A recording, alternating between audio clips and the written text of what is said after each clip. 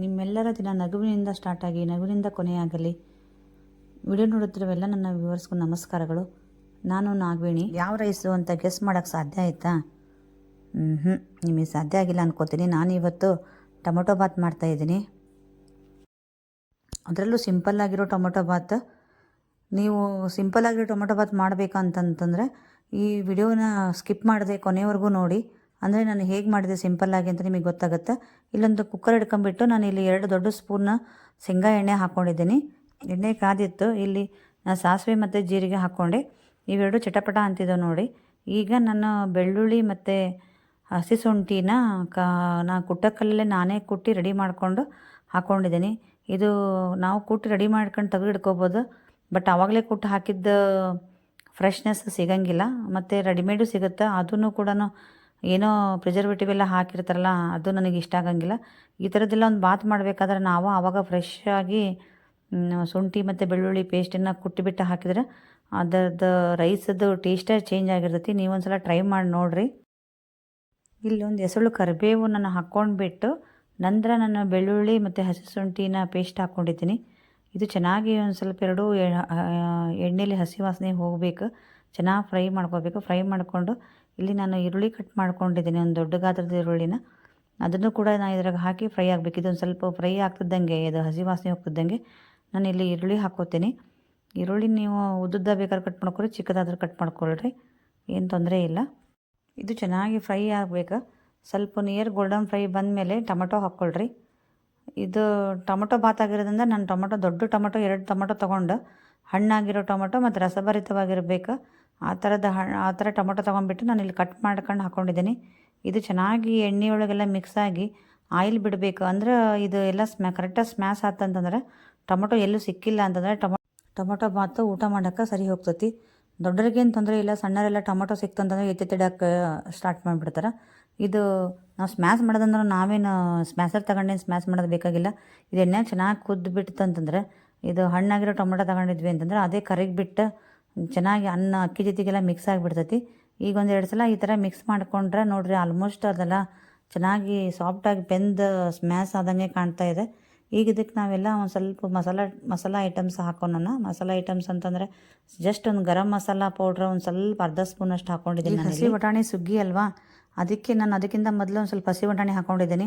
ಈ ಥರ ಬಾತಲ್ಲಿ ಸಬ್ಬಸ್ಗಿ ರೈಸು, ಈ ಥರ ಟೊಮೊಟೊ ಬಾತು, ಪಾಲಕ್ ರೈಸ್ ಈ ಥರದಲ್ಲೆಲ್ಲ ಹಸಿ ಬಟಾಣಿ ಹಾಕ್ಕೊಂಡ್ಬಿಟ್ರೆ ಅದು ಮಧ್ಯೆ ಬಂದಾಗ ಭಾಳ ಟೇಸ್ಟ್ ಅನಿಸುತ್ತೆ.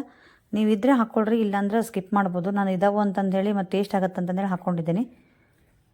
ಮತ್ತು ಇದು ಒಂದು ಸ್ವಲ್ಪ ಇವೇನು ಫ್ರೈ ಆಗಬೇಕಾಗಿಲ್ಲ. ಇದು ಸಾಫ್ಟಾಗೇ ಇರ್ತಾವೆ ಮತ್ತು ಹಸಿ ಬಟಾಣಿ ಆಗಿರೋದ್ರಿಂದ ಇದು ನೀವು ನೀರು ಹಾಕಿ ಬೇಯಿಸೋದ್ರಾಗನ ಅದು ಬೆಂದುಬಿಡ್ತಾವೆ. ಹಾಗಾಗಿ ನಾವೇನು ಜಾಸ್ತಿ ಎಣ್ಣೆಲಿ ಫ್ರೈ ಮಾಡೋದು ಬೇಕಾಗಿಲ್ಲ. ಇಲ್ಲಿ ನಾನು ಅಚ್ಚ ಖಾರ ಪುಡಿ ಹಾಕಿಟ್ಟಿದ್ದೀನಿ. 3 ಸ್ಪೂನಷ್ಟು ಹಾಕ್ಕೊಂಡಿದ್ದೀನಿ. ನೀವು ಖಾರ ನೋಡ್ಕೊಂಡು ಹಾಕೋರಿ. ಇಲ್ಲಿ ನಮ್ಮದು ಮೀಡಿಯಮ್ ಖಾರ ಇತ್ತು, ನಾನು ಇಲ್ಲಿ 3 ಸ್ಪೂನ್ ಹಾಕ್ಕೊಂಡಿದ್ದೀನಿ. ಹಾಗೆ ಅರಿಶಿನ ಪುಡಿ 1 ಸ್ಪೂನು, ಮತ್ತು ಇಲ್ಲಿ ನಾನು ಆಗಲೇ ಹೇಳ್ದಂಗೆ ಗರಂ ಮಸಾಲ ಪೌಡ್ರ್ ಒಂದು ಅರ್ಧ ಸ್ಪೂನಷ್ಟು ಹಾಕ್ಕೊಂಡಿದ್ದೀನಿ. ಜಾಸ್ತಿ ಹಾಕಿಲ್ಲ ನೋಡಿರಿ, ಅಷ್ಟೇ ಹಾಕ್ಕೊಂಡಿದ್ದೀನಿ. ಅಂದರೆ ಸಿಂಪಲಾಗಿ ಮಾಡ್ತಿರೋದ್ರಿಂದ ಇದು ಜಾಸ್ತಿ ಸ್ಪೈಸಿ ಆಗೋದು ಬೇಡ. ಉಪ್ಪು ಖಾರ ಟೇಸ್ಟು ಬಾಯಿ ತುಂಬ ಇರಲಿ, ಬಟ್ ಮಸಾಲೆ ಎಲ್ಲ ಜಾಸ್ತಿ ಬೇಡ ಅಂತ ನಾನು ಹಾಕಿರೋದು. ರುಚಿಗೆ ತಕ್ಕಷ್ಟು ಉಪ್ಪು ಹಾಕ್ಕೊಂಡಿದ್ದೀನಿ. ಈಗೆಲ್ಲ ಪದಾರ್ಥಗಳನ್ನು ಚೆನ್ನಾಗಿ ಮಿಕ್ಸ್ ಮಾಡೋಣ. ಮಿಕ್ಸ್ ಮಾಡಿ ಇದು 1 ನಿಮಿಷ ಅಥವಾ ಒಂದು ಅರ್ಧ ನಿಮಿಷ ಇದನ್ನು ಚೆನ್ನಾಗಿ ಫ್ರೈ ಆಗಬೇಕಿದು. ಚೆನ್ನಾಗಿ ಫ್ರೈ ಆಗಕ್ಕೆ ಬಿಟ್ವಿ ಅಂತಂದರೆ ಒಳ್ಳೆ ಗ್ರೇವಿ ಬಿಡ್ಕೊತೈತಿ. ನೋಡಿರಿ, ಚೆನ್ನಾಗಿ ಗ್ರೇವಿ ಆಗೈತಿ. ಹಸಿರು ವಟಾಣಿ ಅಷ್ಟೇ ರೆಡ್ ಗ್ರೇವಿಲಿ ಹಸಿರು ವಟಾಣಿ ಅಷ್ಟೇ ಕಾಣ್ತೈತಿ. ಇದು ದಿಢೀರ್ ಟೊಮೊಟೊ ಬಾತ್ ಅಂತಲೇ ಹೇಳ್ಬೋದು. ನಾನು ಹಾಗೆ ಟೊಮೊಟೊ ಬಾತನ್ನು 3 ಸ್ಟೈಲಲ್ಲಿ ಮಾಡ್ತೀನಿ. ಈಗ ಈ ಅಕ್ಕಿನ ನಾನು ತೊಳೆದಿಟ್ಕೊಂಡಿದ್ದೀನಿ. ನಾನು ಇಲ್ಲಿ ಸೋನಾ ಮಸೂರಿ ಅಕ್ಕಿ ಹಾಕ್ತಾಯಿದ್ದೀನಿ.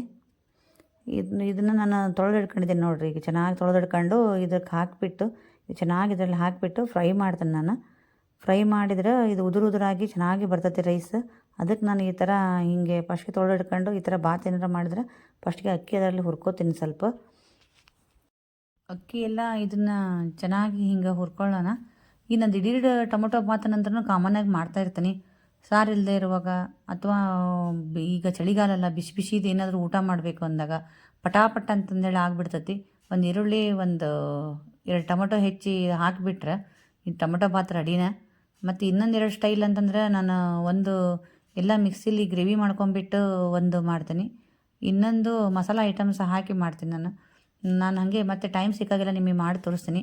ಇದು ಮಾತ್ರ ಎಲ್ಲರೂ ಮಾಡ್ಕೋಬೋದು, ಬ್ಯಾಚುಲರ್ಸೂ ಪಟಾಪಟ್ ಅಂತ ಮಾಡ್ಕೋಬೋದು. ಇದನ್ನು ನೀವು ಕರೆಕ್ಟಾಗಿ ನೋಡ್ಕೊಂಡ್ರಿ ಅಂತಂದರೆ ಎಷ್ಟು ಈಜಿ. ಗರಂ ಮಸಾಲ ಪಾಕಿಟ್ ಅಂದರೆ ನಿಮಗೆ ಹೊರಗಡೆ ಸಿಗುತ್ತೆ, ಒಂದು 5 ರೂಪಾಯಿದ್ದು 10 ರೂಪಾಯಿದ್ದು.